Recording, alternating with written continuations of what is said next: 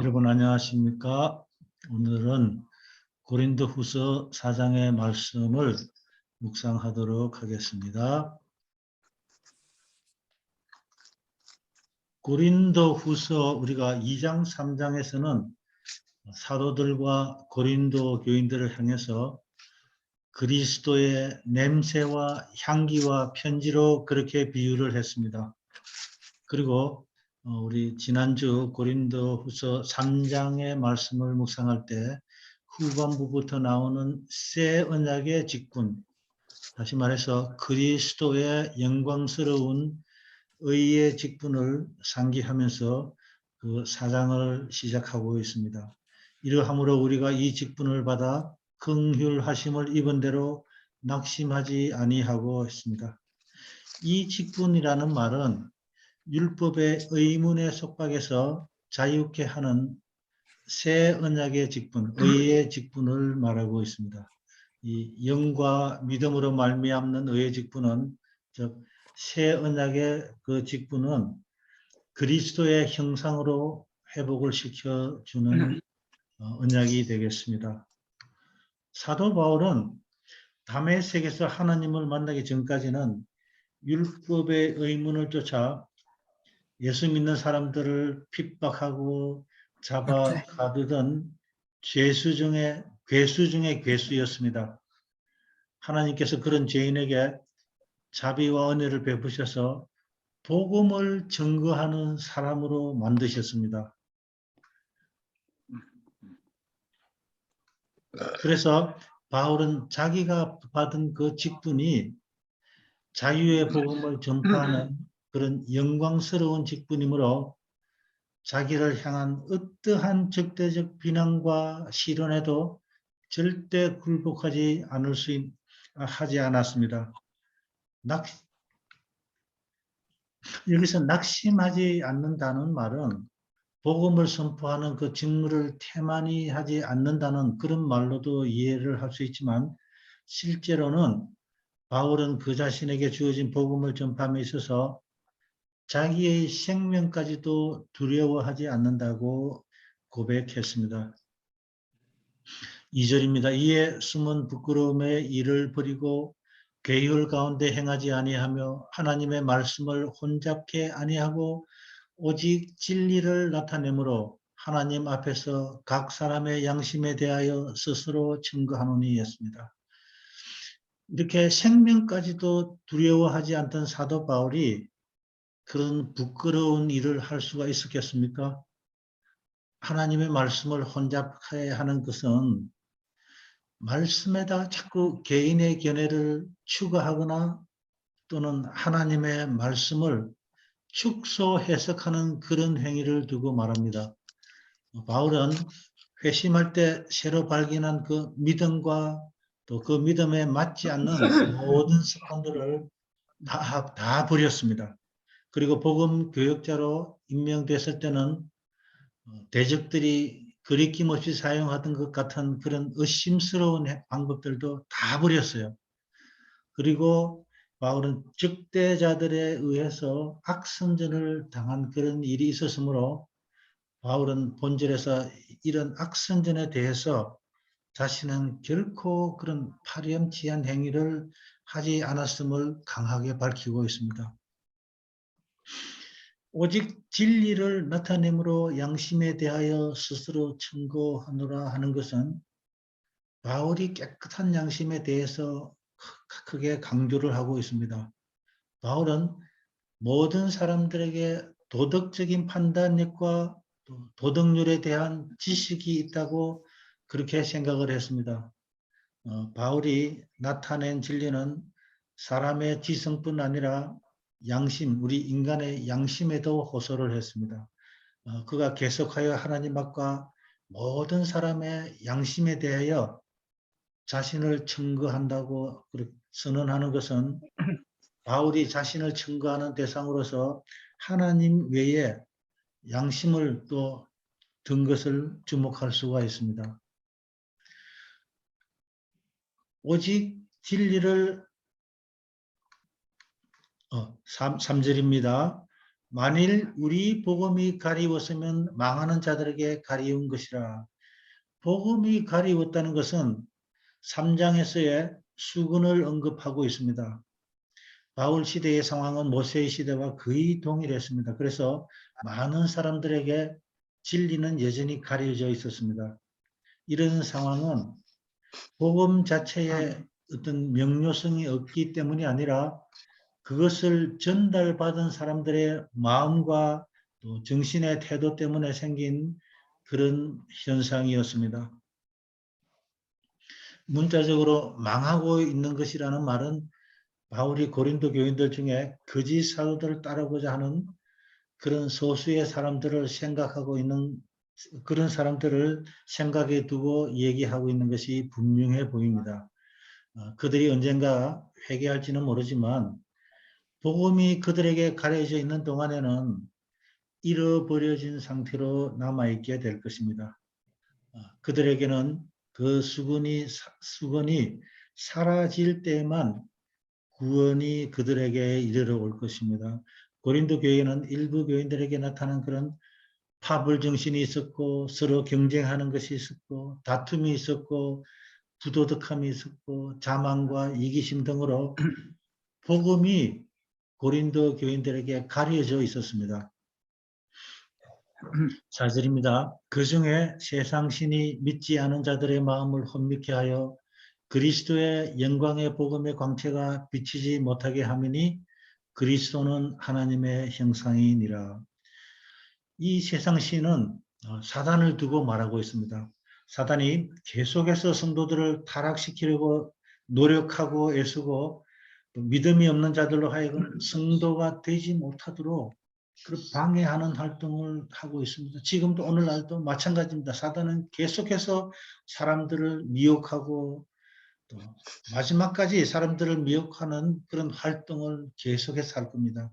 그래서 우리 하나님께 나아가는 사람들을 눈을 멀게 하고 미혹하고 또 넘어지게 하는 그런 일을 계속할 것입니다. 그것이 사단의 방법이고 또 우리를 기만하는 일이 되겠습니다. 사단은 귀에만 있으면 사람들을 혼미케 하여 영적 어두움에 빠지게 만들어 우리 그리스도를 보지 못하게 할 것입니다.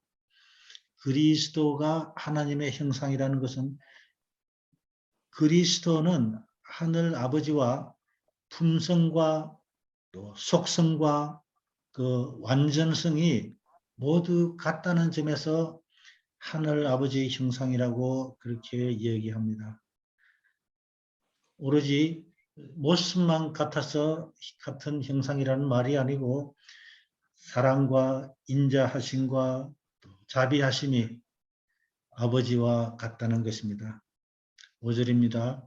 우리가 우리를 전파하는 것이 아니라 오직 그리스도 예수의 주 되신 것과 또 예수를 위하여 우리가 너희의 종된 것을 전파함이라 했습니다. 바울은 자신을 자랑하거나 아니면 자기 유익을 구한다는 그런 비난을 받은 적이 있습니다.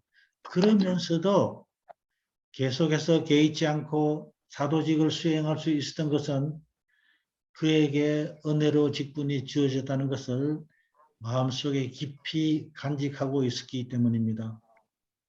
또한 그 직분의 사명은 예수 그리스도가 주라는 것을 선포하는 것임을 분명하게 인식하고 있었습니다.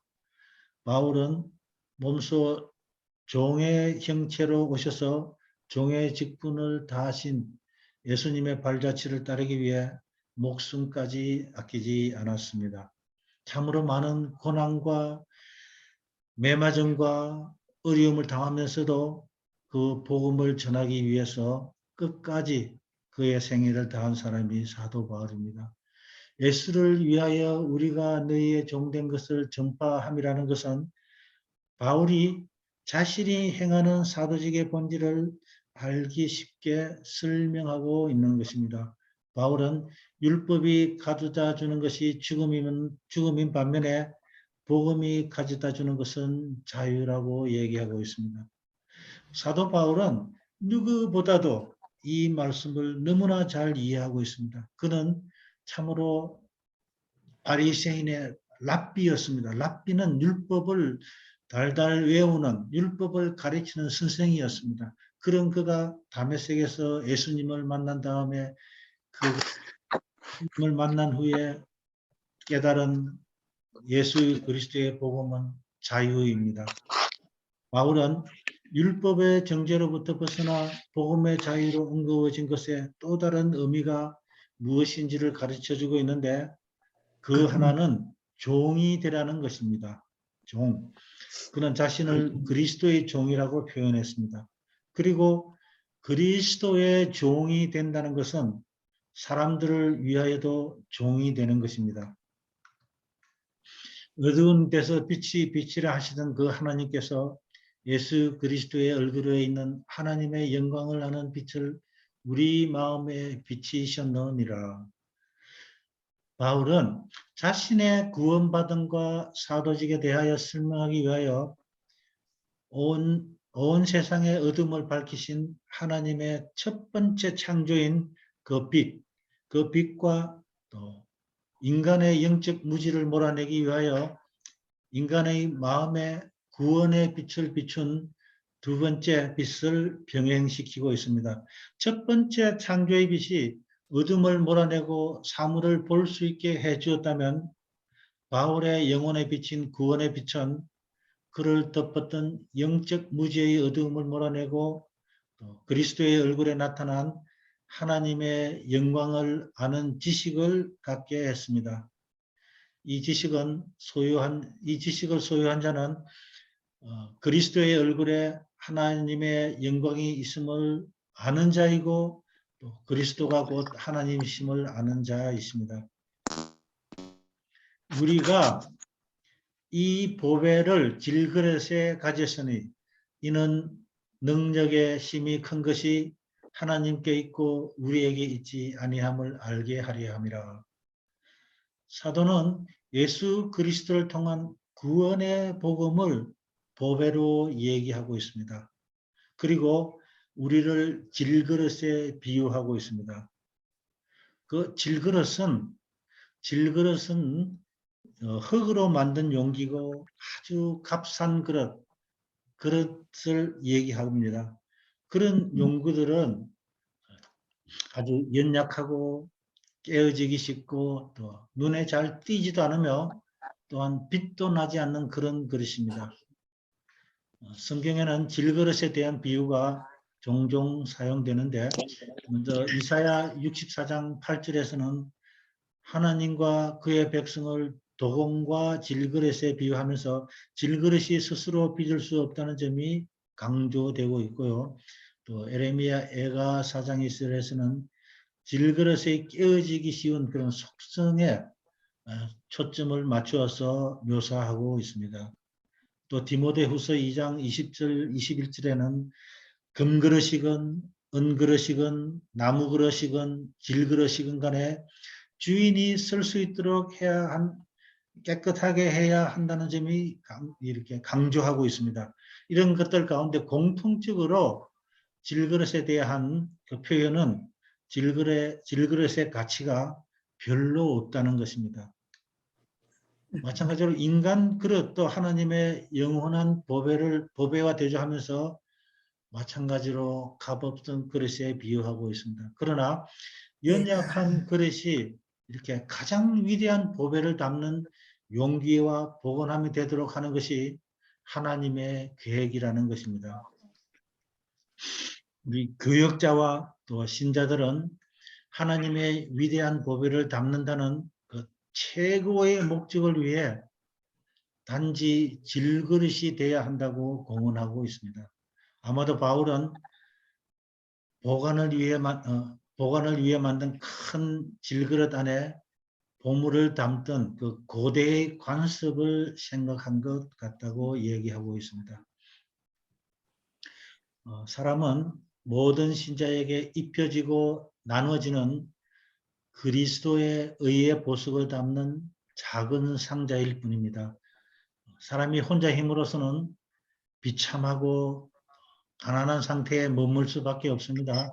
그러나 그리스도로 말미암아 구속받은 모든 사람은 이 보물을 갖고 있으며 또 믿음으로 그것을 받아들이는 정도에 따라 다른 사람보다 더 많이 소유한 이들도 있습니다. 사막을 지나는 사람들에게는 물이 최고의 가치가 되듯이 또 흑암 속에 있는 사람들에게는 빛이 최고의 가치가 됩니다. 또한 죽음을 맞이하는 사람에게는 생명이 최고의 가치가 되듯이 죽을 운명의 우리 인간에게는 복음의 보배는 생수와 세상의 빛과 영원한 생명과도 같은 것입니다. 우리는 보물을 보관할 때 이 귀중한 용기를 사용하려는 그런 경향이 있습니다. 하나님은 그분의 계획을 성취하는데 사람이 영광을 스스로 취하지 않도록 하기 위해 가장 비천한 사람을 사용하곤 하십니다. 우리가 대표적으로 12제자를 보면 우리가 바로 알 수가 있습니다. 자신이나 동료 인간을 구원한 일로 영예를 얻은 것은 사람에게 유익한 것이 아닙니다.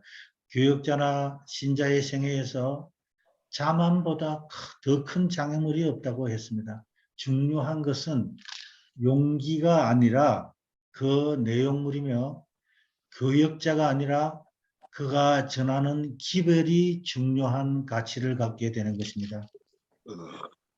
하나님은 그의 사업을 천사들에게 위임할 수도 있었지만 우리 연약한 인간들에게 맡긴 것은 구속 사업이 인간이 아닌 하나님의 일이란 점을 분명하게 하기 위해서 이런 방법으로 일하시고 계신 것입니다.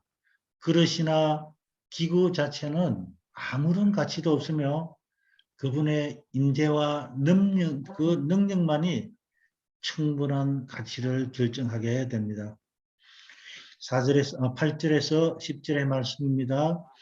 우리가 사방으로 우겨삼을 당하여도 쌓이지 아니하며 답답한 일을 당하여도 낙심하지 아니하며 핍박을 받아도 버림받지 아니하며 거꾸로 떨림을 당하여도 망하지 아니하고 우리가 항상 예수 죽인 것을 몸에 짊어지면 예수의 생명도 우리 몸에 나타나게 하려 함이라.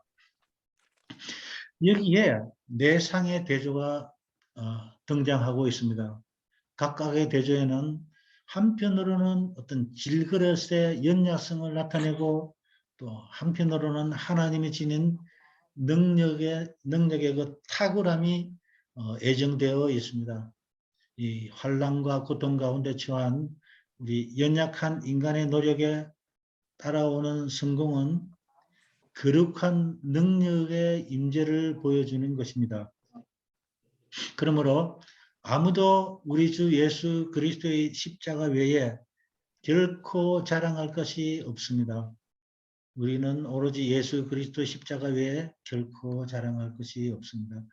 우겨삼을 당하여도 해당하는 말은 접을 짜기 위해 포도를 짓누르다라는 뜻이라고 합니다. 바울을 비롯한 성도들이 당하는 고난이 얼마나 극심한 것인가를 표현해 주는 말입니다. 그럴지라도 쌓이지 아니하는 것은 바울이 지녔던 그 굴하지 않는 낙천적인 기절과 구원하시는 하나님의 믿음으로 이겨낼 수가 있었던 것입니다. 출구가 없어 보이는 그런 답답한 상황에 처할지라도 낙심하지 아니하고 또 그러한 상황 가운데서 항상 하나님을 바라고 신뢰하고 기다리는 법을 그들은 그런 고난을 통해서 배웠습니다. 또 이와 같이 어려움과 환난을 통해서 하나님을 신뢰하고 기다리는 법을 배워 우리 삶 속에 익혀야 되겠습니다. 바울을 대적하는 자들에 둘러싸이고 쫓기며 잡히고 던져지며 피할 어떤 길도 남아있지 않을 것 같은 그런 죽음을 피할 수 없는 것처럼 그런 상태에 있었습니다. 이 바울과 동료 그런 시련을 통해서 죽는 순간까지도 그들과 함께 함께하며 또 피할 길을 마련하겠다고 한 그리스도의 약속이 성취되는 것을 서로 체험하게 되었습니다. 그리스도인들은 시련과 핍박 가운데서 거룩한 진리들을 분명하게 깨닫게 됩니다. 여러분 잠깐만요. 우리 잡음이 있어서 제가 뮤트를 좀 하고 계속하겠습니다. 예, 고난받도록 부름받은 모든 그리스도인 중에서 바울만큼 그리스도를 위해 많은 고난을 받은 사람은 아마도 없을 것입니다. 그렇다면 바울은 예수와 함께 고난받는다는 것이 무슨 의미인지를 다른 사람들보다 더 잘 이해했을 것입니다. 그래서 바울에게는 핍박과 시련과 희생 및 생명까지도 자랑으로 여기는 경험이 되었는데 이는 그것으로 인해 고난당하신 그리스도와 더 친밀하게 교제하게 되었던 그런 기회가 되었기 때문에 그것을 기쁨으로 여겼습니다. 우리에게도 오늘날 여러 가지 서로 다른 모양의 많은 고난들이 다가옵니다. 우리 믿음으로 올바르게 살려면 그렇게 할수록 또 다른 어려운 또 다른 어려움이 찾아옵니다. 또 우리의 삶에서 믿음 가운데서 또 인간관계 가운데서 우리 가정에서 고난을 만날 때 우리 구원자이신 예수님에게 나아갈 때만 더욱 강한 믿음으로 회복되고 또 성장이 이르러 오게 됩니다. 그러지 않고서 어떤 일을 회복을 한다면 그것이 회복이 되더라도 상처만 남는 회복이 될 것입니다. 우리가 예수 그리스도와 함께 어떤 회복을 경험하게 될 때 우리에게 다가오는 그 믿음은 참으로 장성한 분량에 이르게 하는 그런 믿음이 될 것입니다. 그리스도의 추종자들은 고난을 통해 완전에 도달하게 되었다고 했습니다. 히브리서 2장 10절에 의하면은 만물이 인하고 만물이 말미암은 자에게는 많은 아들을 이끌어 영광에 들어가게 하시는 일에 주의 구원의 주를 고난으로 말미암아 온전케 하심이 합당하도다라고 했습니다. 그리스도인들에게 생애의 시련과 고난과 낙담은 이 거룩한 인내의 아름다움과 그리스도와 같은 품성의 향기와 또 하나님의 뜻에 순복함과 하나님의 인도에 대한 굳은 신뢰를 갖게 되는 그런 토대가 된다고 했습니다.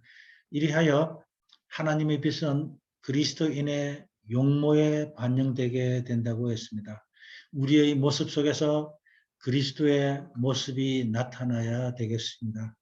그것이 또 하나의 예수 믿는 그리스도인들의 모습이 용모가 될 수가 있습니다. 그득 바울은 졌을 뿐 아니라 버려진 것처럼 보였을지 모릅니다. 하지만 바울은 자신이 거듭 거꾸로뜨림을 당했음을 인정하지만 결코 망하지 아니했음을 또한 강조하고 있습니다. 예수를 죽인 것을 몸에 짊어진다는 것은 바울은 그리스도인의 존재 양식이 십자가와 부활에 의해 규정된다는 것을 보여줍니다. 그것은 고난을 통한 영광이고 또 죽음을 통한 생명이기 때문입니다. 그 말은 우리가 죽을지라도 생명에 이른다는 것입니다. 성도로서의 신앙적 삶을 지켜나가고자 할 때 예수의 죽음과 같은 그 고난의 과정이 계속해서 반복되는 그런 의미를 내포하기도 합니다. 바울은 이것을 육체로 경험했고 또 그의 실존에는 이런 십자가의 흔적이 남아 있습니다. 갈라디아 6장 17절의 말씀에 예수의 흔적을 가졌노라 그렇게 고백하기도 합니다. 예수의 생명도 우리 몸에 나타나게 하려 함이라 십자가 고통을 기꺼이 감내하는 성도들에게 부활을 통한 그런 궁극적인 구원이 주어질 것이라는 그 예시가 이 말에서 나타나고 있습니다.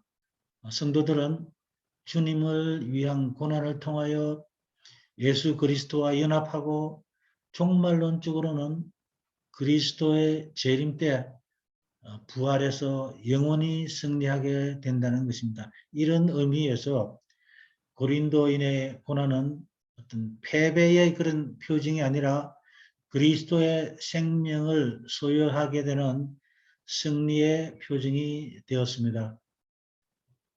11절입니다. 우리 산자가 항상 예수를 위하여 죽음에 넘기움은 예수의 생명이 또한 우리 죽을 육체에 나타나게 하려 하심이니라. 우리 산자라는 표현은 대조적으로 죽음의 의미를 이렇게 강하게 분명하게 드러내고 있습니다. 만약 성도들이 그리스도에 대한 신앙 때문에 고난을 당하고 죽음에 넘겨진다면 그것은 곧 그의 몸에 그리스도의 생명이 나타나고 있는 증거라고 했습니다. 예수 그리스도를 인하여 죽음에 넘겨진다면 그것은 재림에 확실히 참여하게 될 증거라고 했습니다. 그런즉 사망은 우리 안에서 역사하고 생명은 너희 안에서 하느니라. 바울은 여기서 한 걸음 더 나아가서 생명과 죽음의 대조를 계속해서 이어갑니다. 복음의 사도에게는 죽음이 늘 눈앞에 따라다녔습니다. 그렇지만 그의 목표는 죄로 인해 죽을 수밖에 없는 사람들에게 생명을 가져다주는 복음을 전하는 일이었습니다. 기록한 바 내가 믿는 거로 말하겠다 한 것 같이 우리가 같은 믿음의 마음을 가졌으니 우리도 믿는 거로 또한 말하노라. 사도는 시편 116편 10절의 말씀을 인용하고 있습니다. 내가 믿는 거로 말하리라 내가 큰 곤란을 당하였다. 이 말씀은 바울에게 큰 버팀목과 위로가 된 말씀임에 분명해 보입니다.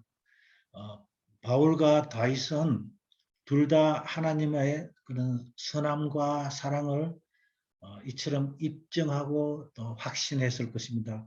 둘 다 시련과 고난과 구원을 경험했고 또 둘 다 확신 있게 말하고 있습니다. 임박한 죽음은 우리 산 믿음을 절개히 표현하는데 전혀 장애물이 되지 못한다고 고백하고 있습니다. 하나님의 사랑을 체험한 모든 그리스도인의 생애는 그 사랑과 능력과 기쁨을 나타내게 됩니다. 마음으로 깨닫고 또 가슴으로 느끼는 것을 혀로 우리 말로 표현하는 일은 그리스도인에게는 자연스럽고 또 자연스럽게 나타내는 그런 일이 될 것입니다. 14절입니다. 예수를 다시 살리시니가 예수와 함께 우리도 다시 살리사 너희와 함께 그 앞에 서게 하실 것들을 아노니. 바울의 사도적 삶은 철저히 예수의 십자가 부활에 대한 믿음에 근거하고 있습니다.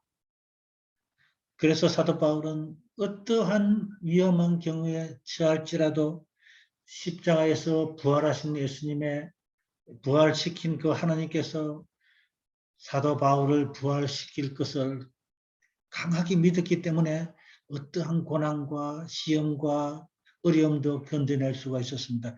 예수께서 대속의 고난을 당하셨던 것처럼 바울도 십자가의 고난을 본받았습니다.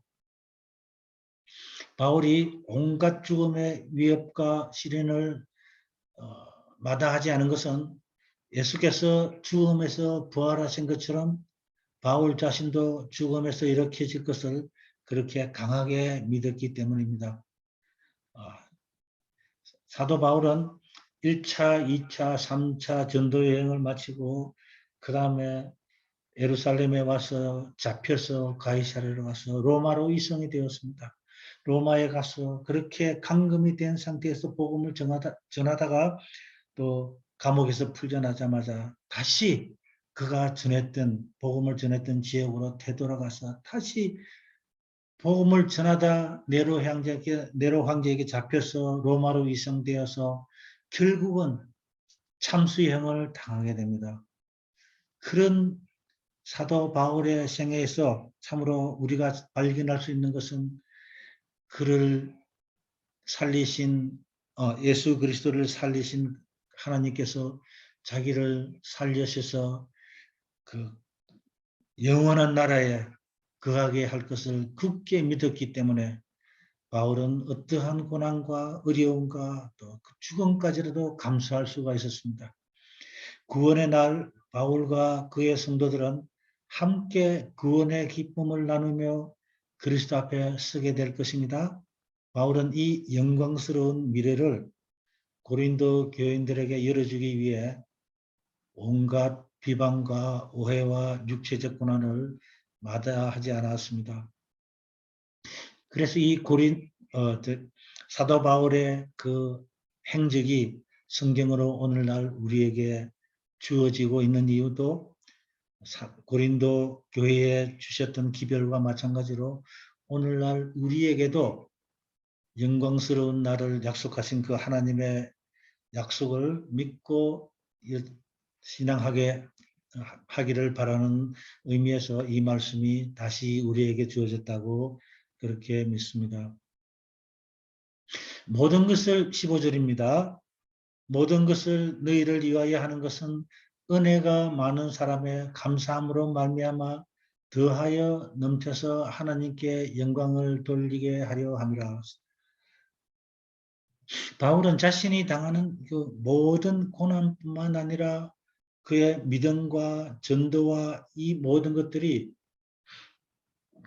오직 고린도 교인들을 위한 것임을 여기서 분명하게 나타내고 있습니다. 그리고 궁극적으로 더 많은 사람들이 은혜를 받게 되므로 하나님께 영광 돌리기 위함을 또한 역설하고도 있습니다. 그러므로 우리가 낙심하지 아니하노니 그 사람은 후패하나 우리의 속은 날로 새롭도다 했습니다. 바울의 자신의 사역에 수반되는 그런 시련과 환난을 침착하면서도 끈기 있게 대면한 것은 바로 장차 있을 기쁨과 영광을 내다봤기 때문에 낙심하지 않았습니다. 그 사람은 늙어가나 참으로 믿음은 날로 새롭게 굳건히 성장해 가고 있다는 것입니다. 비록 그 사람은 우리 몸은 후패하나 속 사람은 하나님의 영으로 말미암아 날마다 새로워지는 그런 영적 본성을 말씀하고 있습니다.